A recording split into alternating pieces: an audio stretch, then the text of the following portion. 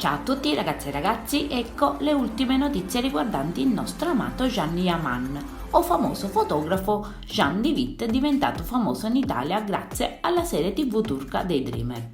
Jean potrebbe essere il nuovo inviato dell'Isola dei Famosi al posto di Alvin. Il gossip è stato lanciato dal settimanale Chi, che vede il nostro amato attore prossimo alla firma del contratto. Sperando che questa notizia sia vera, penso che la presenza di Gianni Yaman è una strategia ben studiata dalle reti Mediaset per risollevare gli ascolti del reality che negli ultimi anni si sono rivelati deludenti.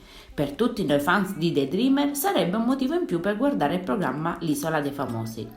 A noi fans ovviamente la notizia fa molto piacere, anche perché nella sua ultima intervista a Verissimo l'attore ha ben fatto capire non solo di parlare bene l'italiano, ma anche di amare molto il nostro paese.